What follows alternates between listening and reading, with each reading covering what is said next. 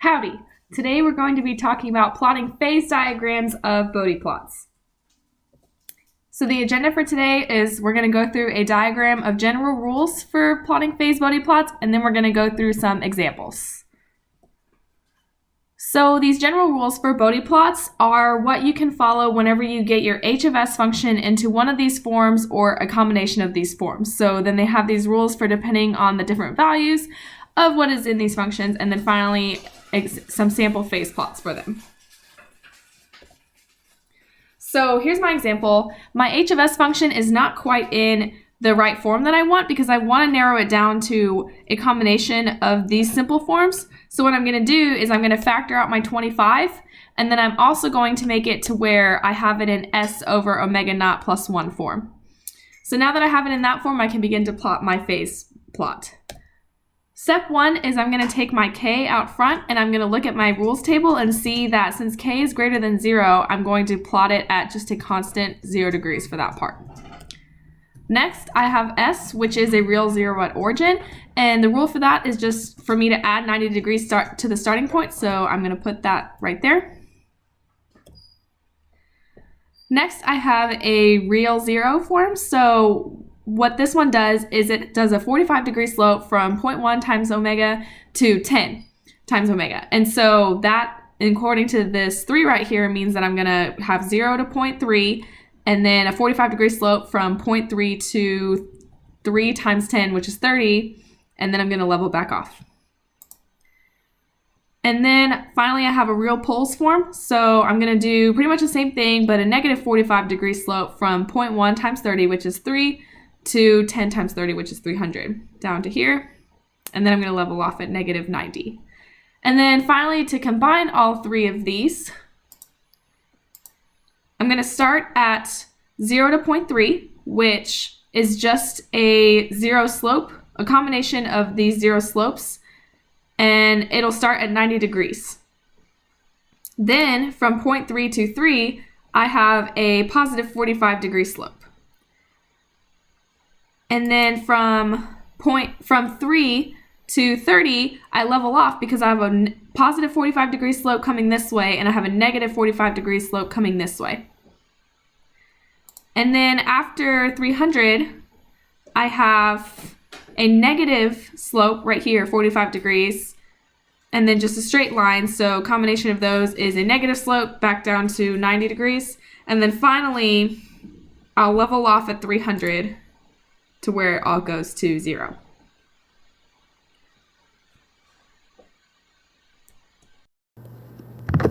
So we have a function here going by negative 24 times s over s plus 5 times s squared plus 505s plus 2500.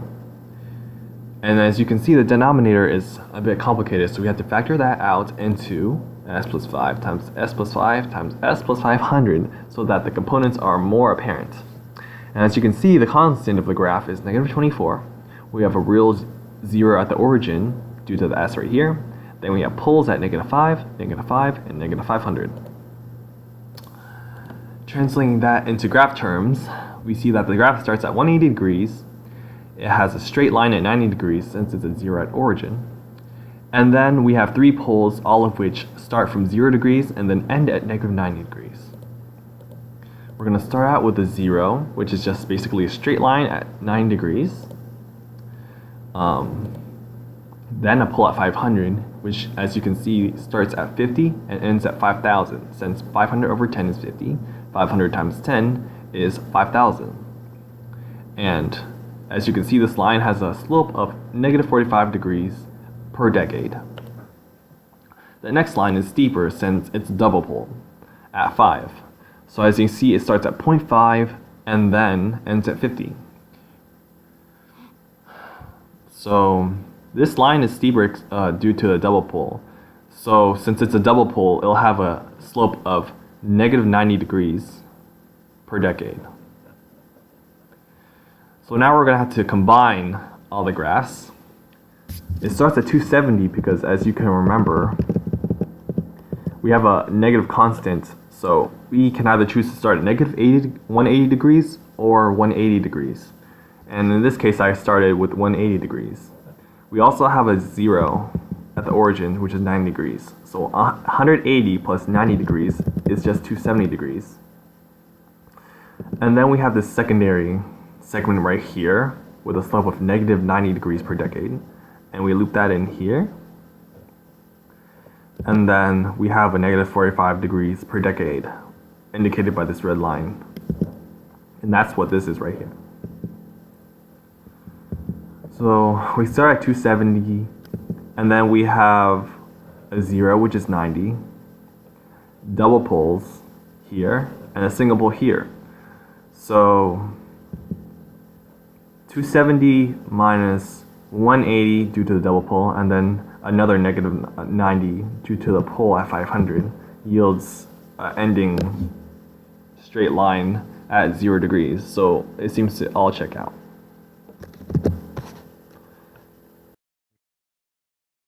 For the last example, we're going to look into how to determine the phase plot from an already given magnitude plot. So similar to when the transfer function is given, we need to determine what the poles and zeros of the function actually are. So based on visual inspection, there is going to be a pole at 2 and a pole at 20, because this is when the magnitude plot transitions from 0 decibels per decade to negative 20 decibels per decade, and negative 20 decibels per decade to negative 40 decibels per decade.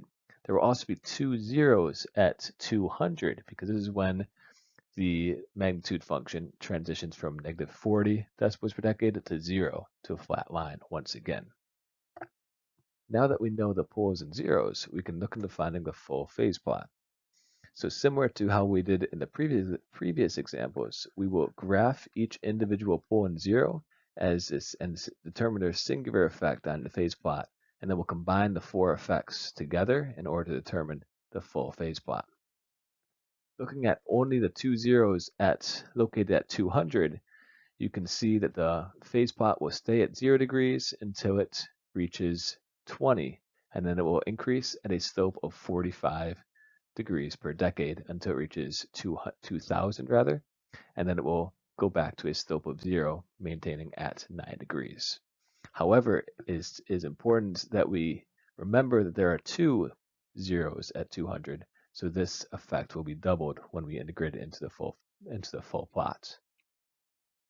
Now as we add the phase plot from the pole at 2, you can see that it starts at 0 and it begins to decrease at 45 degrees per decade, starting at 0.2, and that continues until it reaches 20, and then it will maintain at negative 9 degrees for the rest of the plot. As we finally add the last pole located at 20, you can see that it begins at 0 and stays at 0 until it reaches 2, and then it will decrease at 45 degrees per decade until it reaches 200, and then it will maintain 9 degrees or negative 90 degrees until the end of the plot. Combining all of these together, it can be seen that the full phase plot begins at 0, and then from the effect of the pole at 2, it will decrease at negative 45 degrees per second until it reaches 2, and then because at this point the pole at 20 will take effect as well. So decrease at negative 9 degrees per decade for the next decade until it reaches 20. And then the pole at 2 will no longer be in effect, and the 2 zeros located at 200 will now take effect at this point as well. So beginning at 20, it will increase at a rate of 45 degrees per decade, and then when it reaches 200, the pole at 20 will no longer take effect, leaving only the 2 zeros at 200 to affect the phase plot. Thus, it will increase at a rate of 90 degrees per decade for the next decade, and then once it reaches 2000s, it will taper off to a slope of 0 and maintain 0 degrees for the rest of the graph.